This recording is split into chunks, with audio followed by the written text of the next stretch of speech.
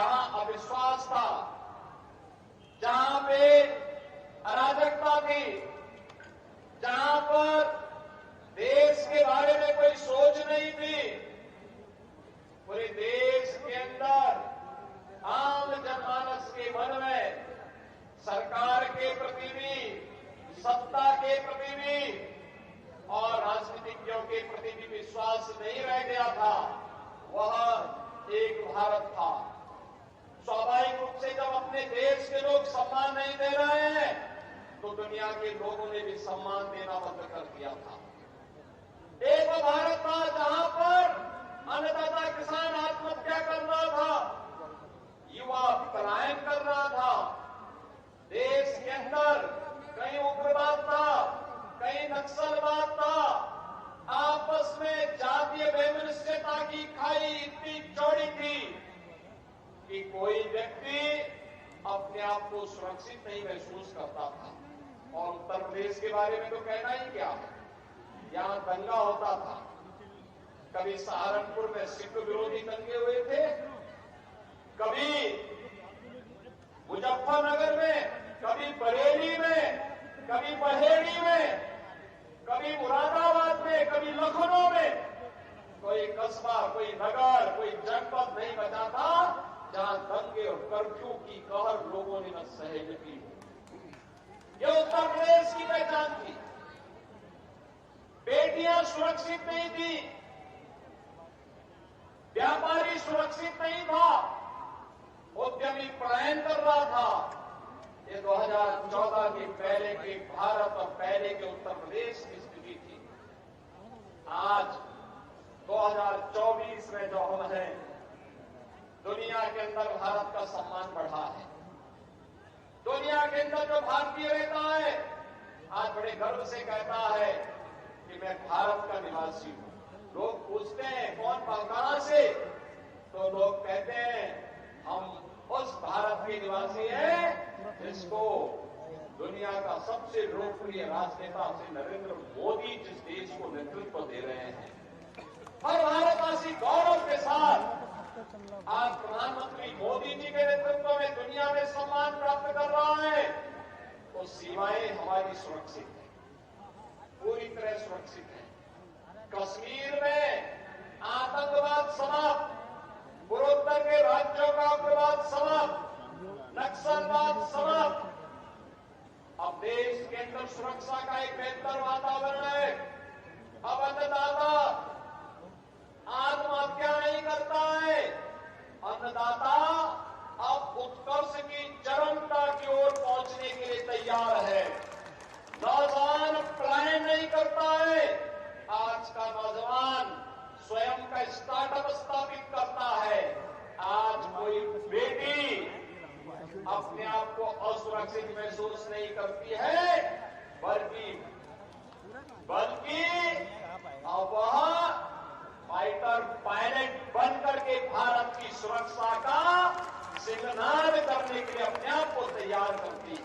उत्तर प्रदेश में कानून व्यवस्था है चुस्त दुरुस्त, क्योंकि उत्तर प्रदेश के अंदर है अपराधी और माफिया पस्त।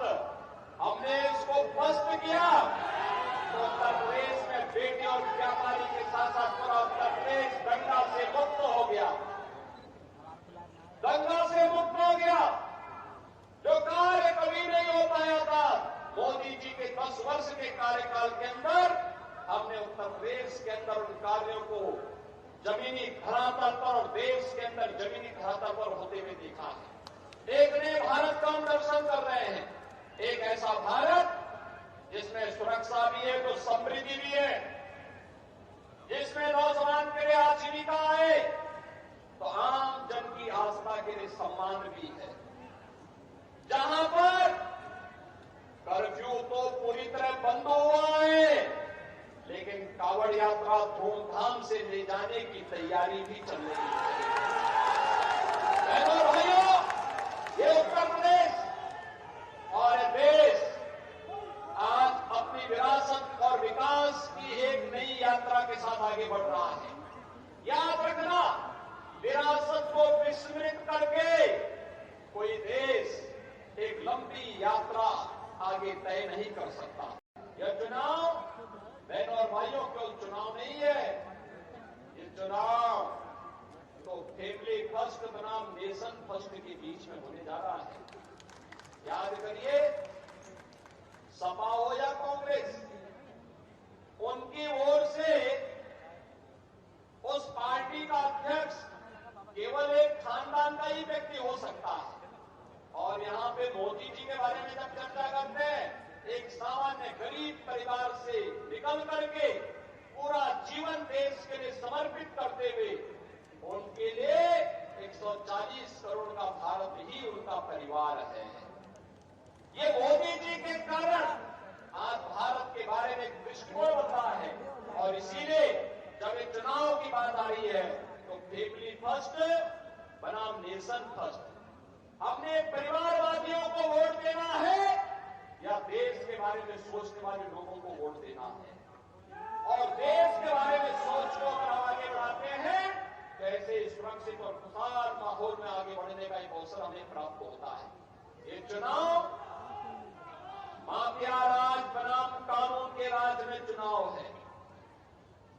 सपा, कांग्रेस, बसपा के लोग आएंगे तो फिर माफिया राज भी साथ लेके आएंगे। और भारतीय जनता पार्टी कानून के राज में विश्वास करती है, कानून के राज को स्थापित करने में विश्वास करती है और उसको प्रभावी ढंग से लागू करती है। ये चुनाव भ्रष्टाचार बनाम जीरो टॉलरेंस पर चुनाव हो रहा है। भ्रष्टाचारी गरीब का ऐसे हड़पते रहेंगे, गरीब का हिस्सा ऐसे हड़पते रहेंगे कि और भ्रष्टाचारियों के स्थान जेल में होनी चाहिए। यह तय करने के लिए इस प्रकार की दृढ़ इच्छा शक्ति की सरकार चाहिए और यह कार्य भारतीय जनता पार्टी के नेतृत्व में ही होगा।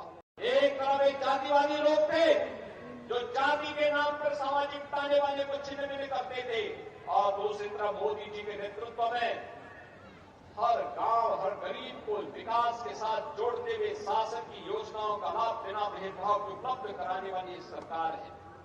यह चुनाव एक तरफ विकास की रफ्तार को आगे बढ़ाने वाली सरकार है और दूसरी तरफ देश के खिलाफ षड्यंत्र करने वाले तत्वों के बीच में होने जा रहा है। और इसीलिए आज के इस अवसर पर मैं आप सबके बीच में आया हूं आपसे अपील करने के लिए। हमें तय करना है। आपने सपा और बसपा के कार्यकाल को भी देखा है, कभी युवाओं को रोजगार नहीं दे पाते थे, उनके हाथों में तमंचे लहराते थे। हमने उन युवाओं के हाथ में टैबलेट देने का काम किया है। टैबलेट आप सब जानते हैं, वे कर्फ्यू लगाते थे। हमने कर्फ्यू नहीं, हमने कर्फ्यू मुक्त उत्तर प्रदेश बना करके इसमें कावड़ यात्रा चलाने का काम किया है। और इसीलिए बहनों भाइयों, वे आस्था के साथ खिलवाड़ करते थे, अराजकता फैलाते थे। 500 वर्षों का इंतजार करते हुए अयोध्या में रामलला का भव्य मंदिर के निर्माण का कार्य मोदी जी के नेतृत्व में आज संपन्न हो चुका है। जो कार्य कभी नहीं हुआ, मोदी जी के नेतृत्व में भारत उन कार्यों को आगे बढ़ाते हुए तेजी के साथ दुनिया के अंदर एक नए स्थान को अग्रसर करते हुए आगे बढ़ रहा है। और आज इसीलिए हम सब आए हैं आपके पास कहने के लिए कि मोदी जी की गारंटी के कारण ये सब संभव हो पाया।